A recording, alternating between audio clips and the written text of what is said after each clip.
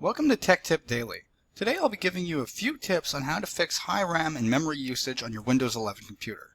To begin, we're going to be going into Google Chrome or whatever search engine you use, since that's one of the highest apps that uses RAM on your computer when in use.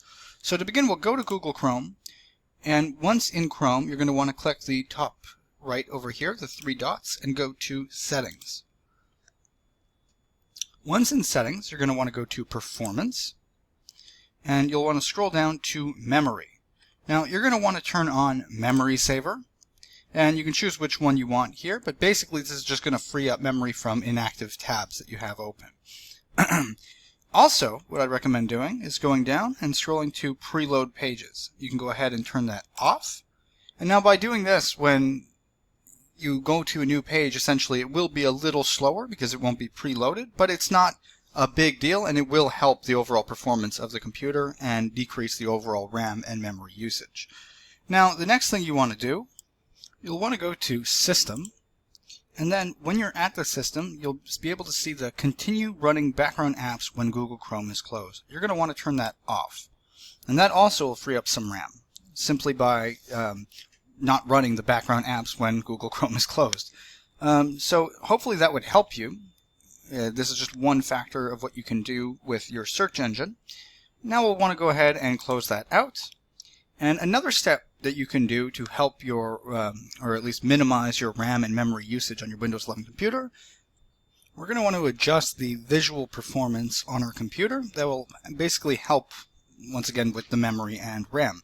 So to begin, simply hold down the Windows button on your keyboard and the R button. Tap the R button. That'll open up this little window, and when you're in this window, you're going to want to type in sysdm.cpl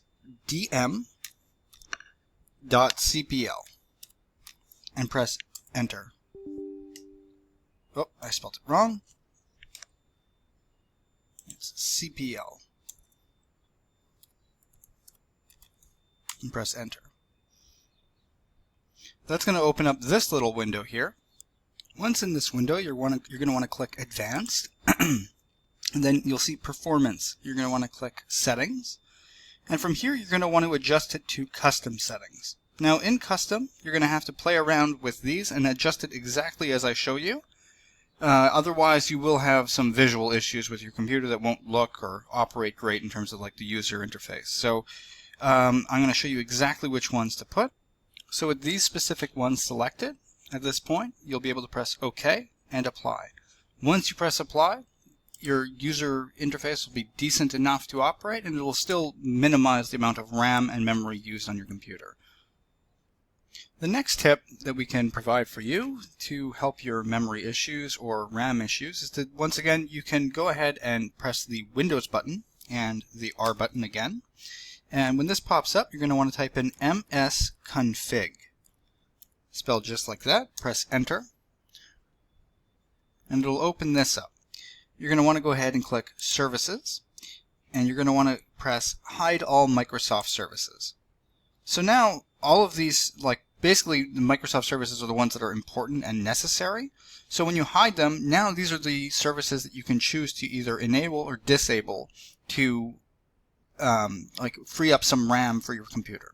Now it's not like particularly necessary to have all of these running regardless, because they're not part of the Microsoft services. However, some of your apps might not work the same way if some of these things are not running. So go through them carefully and make sure that the ones that you do need for certain services are running, but you can go ahead and basically disable or enable the ones that you see fit here.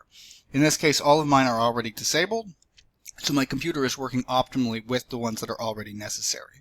But in the case that you have some that you see already enabled, you can go ahead and click Disable, or simply just unclick them because they would be clicked with a little check mark here. So just go and basically disable all the unnecessary apps that would be running regardless. And then once that's done, you can close up and try to see how your computer is running at that point.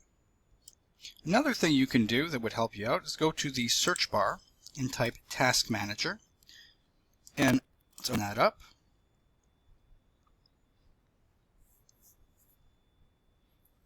Now, once in Task Manager, you're going to want to find the startup apps, which is right over here, I believe. Yeah, you can basically click the little thing up here and then find startup apps. You'll click startup apps, and you're going to want to make sure that all of your startup apps are pretty much disabled, because it's not necessary to have them open. You can always just reopen them when you start up your computer yourself. So I'll disable Microsoft Teams, for instance. I don't need my video game launcher. There's no need to launch these right at the beginning when you start up your computer. So we can just go ahead and disable that. And you can do that for all of the apps that you find unnecessary. And in that case, that'll basically just free up some more memory and more RAM for your computer to operate better. After that, you can just close up. Another potential thing you can do is go to the search bar and go to Settings. And then in Settings, we're going to want to go to Apps, and we're going to go to Installed Apps. Now, once we're here, we'll be able to see all the different apps that we have, and you'll see that each of them have 3 dots. Well, most of them have 3 dots next to it. I'm pretty sure all of them do.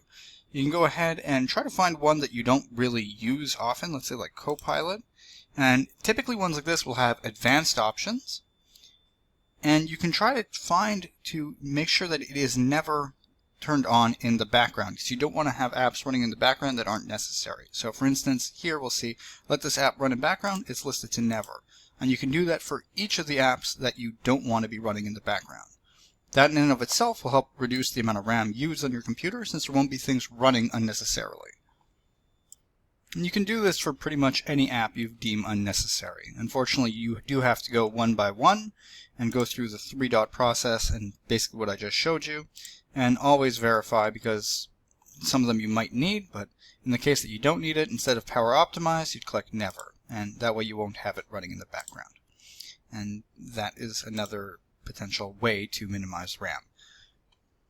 Hopefully these tips helped you with your RAM or memory issues on your Windows 11 computer. Thank you guys for watching. If the content was helpful whatsoever, please give a like and subscribe, and have a nice day.